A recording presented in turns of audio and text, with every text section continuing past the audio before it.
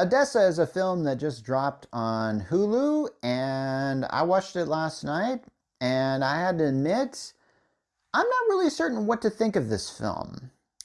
When it started out, I was watching a rock opera, and I have to admit, I didn't really know what a rock opera was. Call me unhip. And I just looked up the term now, and most of the time I'm seeing a rock opera known as Tommy show up. Um, and it's essentially, I think, a lot of albums have interconnected songs and there's like a story going on behind it. So that's usually a term I think heard on albums. But imagine if you were to take that album and try and turn it into, like, say, a play or a musical. I guess you would get a rock opera, right? So Odessa is one that I thought was going to take the rock opera to extreme levels. And by extreme, I mean, like, I don't even know what to even think when I first started this film. And when I saw the trailers for this film, I thought, like, oh my gosh, somebody took all those cool Mead covers that I used to see that had all the radical neon and just strange science fiction imagery, and they tried to bring this to life. And I have to say, like, for the most part, I don't think this film succeeds in what it's trying to do. And I can't really tell at what point in time it kind of got out from underneath them, because I thought there was a really good concept for a film.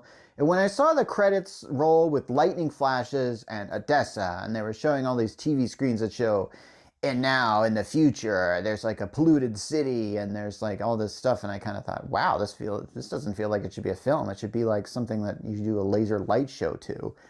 And I thought that's what they were going for. Like, it was going to be this huge hard rock sort of thing.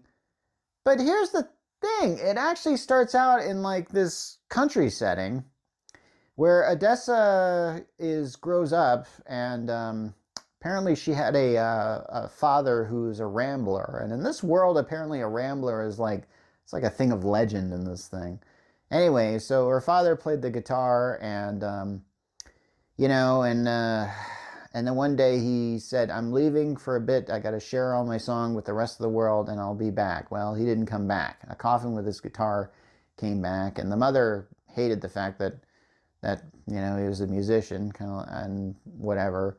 And she's got this terrible disease because, the world is pretty much polluted. And a lot of people have described this thing as a post-apocalyptic musical, and I guess it is post-apocalyptic. There's a lot of environmental damage here. Apparently there's a bunch of, like, I don't know, apparently there's just so much toxins that every time they even show the ocean or any body of water, there's this weird kind of haze to it. In fact, there's a scene where Odessa's in a gas station, she's running some water, and that water looks like cider vinegar, and I'm going like, ugh, when in the world are you drinking?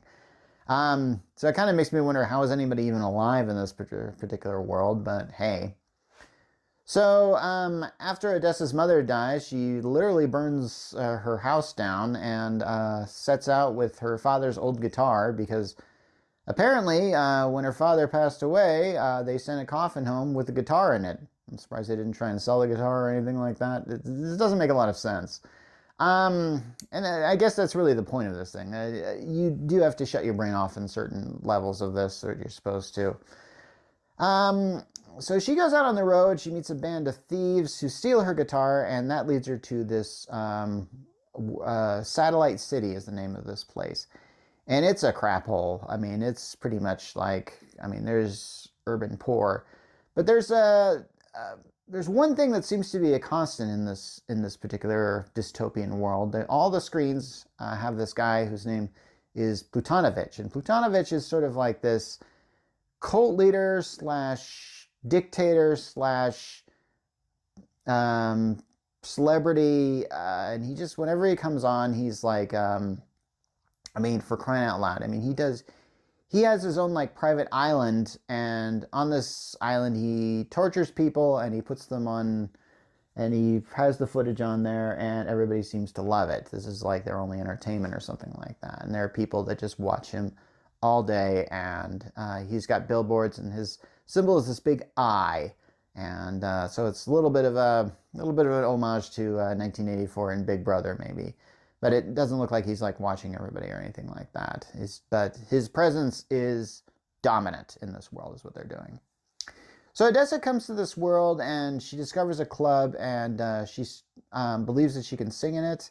And she makes a guitar out of like fishing line and like a pot or something like that. And unfortunately, her first night doesn't go really well. But there's a singer named Yuri that she meets at that time, and the two of them meet, and she helps save his life, and they fall in love. And their relationship is, I have to admit, a huge focal point in this movie that I didn't really expect to be what was supposed to be the plot of this movie. And a lot of this is a lot of romance, and I didn't really expect a lot. And I have to admit, this film really dips in the center because it just like, it really focuses on that romance and stuff like that. And I'm going like, you know what? I'm just not really interested in this. I mean, there was a lot of times where it's like, yeah, this isn't really working. Oh, yeah, by the way, since this is a musical, let's talk about the songs. All of Odessa's songs are country, which is weird to me. And then when she tries to go in this world that's sort of this hard rock sort of thing, but most of the songs in Odessa, I thought they would be really something that cooks, something that's really like thrash metal or something like that. And there really isn't. A lot of those songs are pretty much kind of soft rock kind of things. And I'm kind of going like, wow, this really, I mean, you open up this film with a lot of guitar shreds and you think it's going to be like this one thing, and it ends up being this thing. And I'm kind of going like, how did this happen? And all right, let's get to the point of this thing. In this world, Odessa's boyfriend Yuri is kind of like he's being used by the system because Plutanovich is pretty much overlord over everything, and he has a minion named Dion who has these weird electronic brass knuckles or something that have Dion written on them. This is a very over the top movie, and I actually wanted it to embrace its over the topness more. Is kind of, I think, the thing that that was really bugging me about this film was this like, but I really felt the only constraint with that is not allowing it to embrace its over the topness more was its budget, because I kind of felt like this film has a lot of interesting sets, and here's the thing, it really blows its budget, and I mean literally blows its budget on the last few scenes of this movie, and I'll get to some spoilers here. Basically what happens is Dion, the henchman of Plutanovich, is very obsessed with Yuri. But one night she goes after Yuri, and Yuri's going to be taken to Plutanovich's island, private island, which I think is called Wonderland. It's like a O-N-E, Wonderland. They spell it weirdly. And going to be tortured. And so Odessa doesn't want to see this happen, and then she meets sort of this weird god of music kind of thing who has no eyes for some reason. And now I'll give him points for this. We actually see this no-eyed character earlier in the film, and then it shows up later, and turns out it was a recurring character throughout this film. And I kind of went like, okay, that's kind of interesting. And I think she gets her guitar back then, because I can't remember how she gets her guitar back, because it was at like a pawn shop or something like that, and she couldn't afford to buy it back. But it was stolen from her, and I guess she got it back. And then she goes to this place to play a song, and then the Plutanovich actually manages to cut the strings off her guitar and then says, you only have one string now. But apparently she had a string because the ring was made of a string. You just see this. Okay, because it's crazy. So there's a weird scene that happens in this film where she has to go on and play. But before that, you actually see her backstage with Plutanovich, and Plutanovich is all like, you know what, I really hate this. And it's kind of a weird moment in the film. I didn't expect this moment to happen at all. So Odessa goes and plays her tune, and she's granted her one wish, where she wants her boyfriend back. But unfortunately, her boyfriend has had some severe surgery done and doesn't look like him at all. And at that point in time, Odessa goes kind of nuts.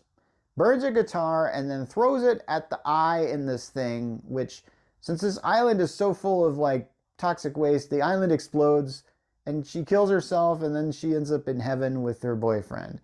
And I actually thought that's kind of a cool ending. I actually thought this film saved itself right at the end.